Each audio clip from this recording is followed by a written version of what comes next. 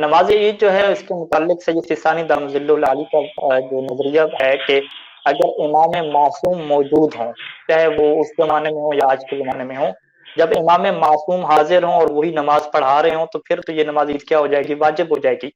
اور اگر امام موجود نہیں ہے، چاہے اس زمانے میں موجود نہیں ہے یا ابھی جیسا کہ موجود نہیں ہے، تو یہ پھر اس سے ہم کیا کہتے ہیں، امام کی غیبت کا زمانہ، کہ امام کیا موجود ہمارے درمیان میں نہیں ہے۔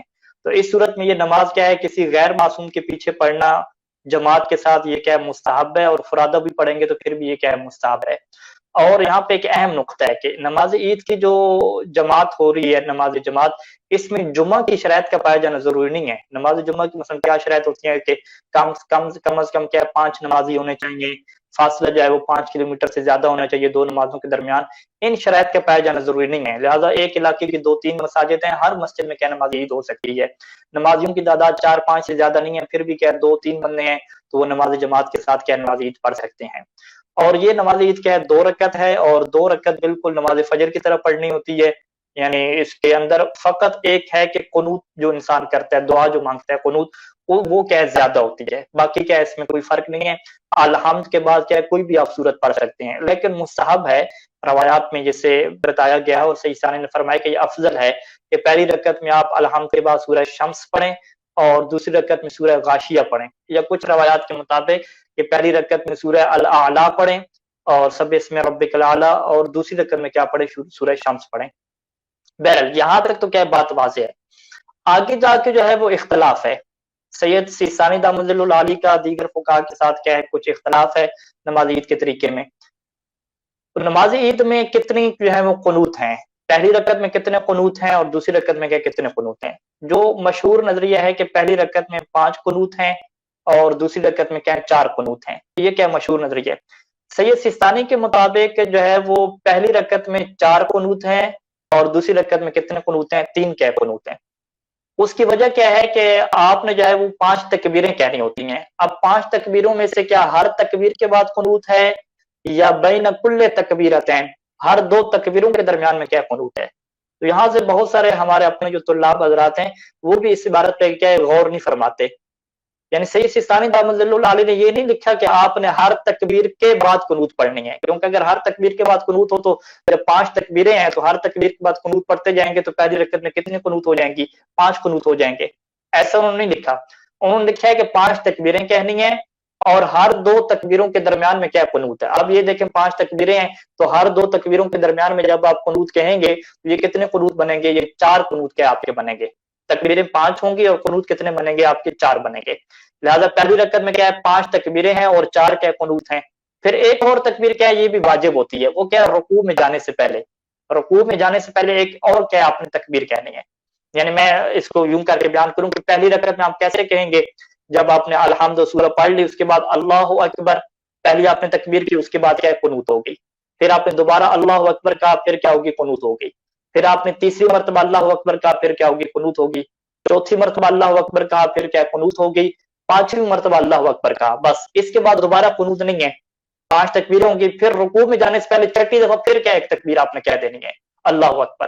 تو لہٰذا یہ 6 تکبیریں ہو گئی، 6ٹھی تکبیر رکوع میں پہلے، رکوع سے پہلے جانے والی وہ بھی ضروری ہے، اور جو پہلی 5 تکبیریں ہیں ان کے درمیان کیا آ جائیں گے، 4 قنوت آ جائیں گے۔ یہ صحیح سیستانی کا کیا پہلی طریقہ ہو جائے گا نماز کا۔ اور جو دوسرا جو نماز ہے، دوسری جو رکعت ہے، اس میں کیا ہے، اس میں آپ کو 4 تکبیریں کہنی ہے اور 4 تکبیروں میں سے ہر 2 تکبیروں کے درمیان میں کیا ہے قنوت ہے۔ تو جب آپ ہر 2 تکبیروں کے درمیان میں قنوت ڈالیں گے تو یہ کتنی ہو جائیں گی آپ کے پاس، یہ 3 قنوت آپ کے ہو جائیں گے۔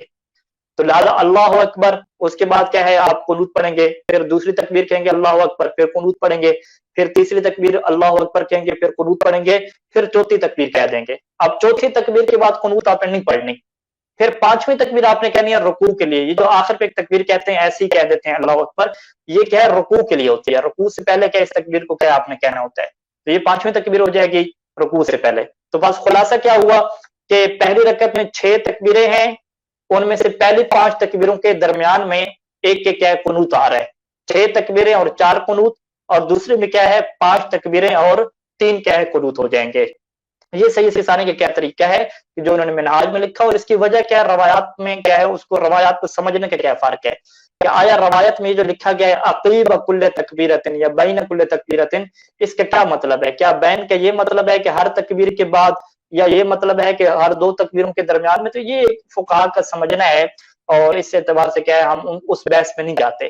بہرحال سید سستانی کا نظریہ آپ کے سامنے آ گیا کہ سید سستانی کے مطابق نماز پڑھانے کا جو طریقہ یہ ہے کہ 6 تکبیریں پہلی رکعت میں ہیں اور دوسری رکعت میں 5 تکبیریں ہیں، اور پہلی رکعت میں آپ نے 4 قنوت پڑھنے ہیں اور دوسری رکعت میں آپ نے کتنے پڑھنے ہیں؟ 3 قنوت کے پڑھنے ہیں۔ یہ طریقہ ہے۔ اب یہاں پہ بہت سارے مومن سوال کرتے ہیں کہ ہم تو مشہور طریقے کے مطابق پڑھتے ہیں کہ پہلی رکعت میں ہم 5 قنوت پڑھتے ہیں اور دوسری رکعت میں ہم کیا ہے 4 قنوت پڑھتے ہیں، تو اب اس کا ہم کیا کریں؟ ٹھیک ہے، تو اس کا بہترین طریقہ کیا ہے کہ آپ جب 5واں قنوت پڑھیں گے، یعنی 5ویں تکبیر کے بعد جب آپ 5واں قنوت پڑھیں گے تو اس قنوت کو آپ مستحب کی نیت سے نہ پڑھیں، چونکہ مشہور کہتے ہیں کہ آپ پڑھیں تو لہٰذا اس میں آپ کیا کر لیں؟ قصد رجائے مطلوبیت، آپ یہ نیت رکھیں کہ یہ مستحب کی نیت سے میں نہیں پڑھ رہا، بس ایسے پڑھ رہا ہوں کہ اللہ مجھے کیا دے دے؟ ثواب دے دے۔ اسی طریقے سے جو دوسری رکعت ہے اس میں بھی آپ کیا ہے اس کو ایسے پڑھ لیں، مستحب سمجھ کے نہ پڑھیں، اس وجہ سے نہ پڑھیں کہ سید سستانی نے لکھا ہے، بلکہ آپ پڑھ لیں تاکہ اللہ آپ کو کیا دے گا؟ اس کے اوپر ثواب دے دے گا۔ تو اس طرح آپ قصد رجا سے پڑھیں گے، اور خصوصاً ہمارے وہ برادران کے جو نماز عید پڑھاتے ہیں ان کے لیے سہولت ہو جائے گی، کیونکہ جب انسان نماز عید پڑھاتا ہے تو انسان کے پیچھے فقط سید سستانی کے مقلدین نہیں ہوتے، دیگر فقہا کے بھی کیا مقلدین موجود ہوتے ہیں، تو لہٰذا وہ اس طریقے کو اپنائے گا کہ جو 5ویں قنوت پڑھے گا پہلی رکعت میں اور دوسری رکعت میں جو 4تھی قنوت پڑھے گا، وہ یہ دونوں قنوتیں مستحب کی نیت سے نہیں پڑھے گا، بلکہ یہ دونوں قنوتیں وہ کیا قصد رجاء مطلوبیت سے ادا کرے گا، تو انشاءاللہ اس کی نماز بھی درست ہو جائے گی، اور باقی جو ایک نیا طریقہ بھی کیا ہے وہ نہیں اپنائے گا، وہ مشہور کے مطابق بھی کیا ہے اس کے مطابق عمل کرے گا۔ تو یہ کیا ہے طریقہ ہے، یہ جو ہے وہ مستحب ہے۔ اس کے علاوہ جو واجب طریقہ ہے جس کے اوپر ہر کوئی اختصار کر سکتا ہے کہ وہ 3 تکبیریں کے ہر رکعت میں، کہ ہر رکعت میں 3 تکبیریں کے اس کے درمیان کیا 2 قنوت ہو جائیں گے، اور ایک رکوع میں کیا جانے سے پہلے کیا ہو جائے گی؟ تکبیر ہو جائے گی، یعنی ٹوٹل 4 تکبیریں کے اور 2 قنوت پڑے، تو ایک واجب طریقہ ہے، اس کے اوپر بھی کیا اکتفا کر سکتے ہیں۔ دعائے قنوت میں کیا پڑھنا ہے؟ کچھ بھی آپ پڑھیں، اس میں کیا ہے کوئی مشکل نہیں ہے، ولو ایک دفعہ کیا درود پڑھ لیں، اس میں کیا کوئی ایشو نہیں ہے، لیکن ایک مشہور دعا ہے جو اہل بیت علیہ السلام سے ذکر ہوئی ہے آج کے دن کی، جو خصوصی دعا ہے عید کے دن کی، وہ کیا پڑھی جائے؟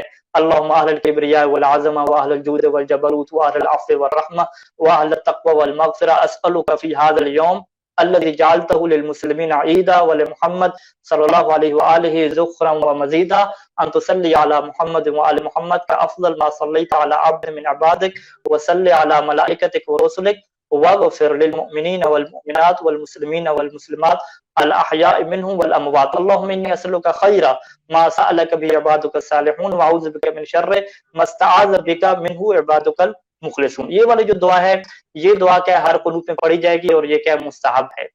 اب یہاں پہ ایک اور بحث ہے کہ نماز عید کے بعد جو 2 خطبے دینے ہیں، ٹھیک ہے، ان 2 خطبوں میں جو ایک اختلاف ہے کہ کیا یہ 2 خطبے دینا واجب ہے یا مستحب ہے۔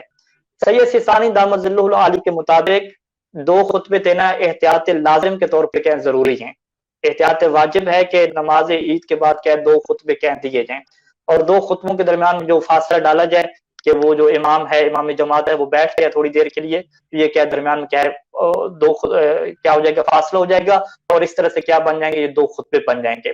اور کیا ان 2 خطبوں کے دوران نماز عید میں حاضر رہنا ضروری ہے، یا فقط نماز پڑھ کے انسان نکل جائے تو یہ بھی درست ہے؟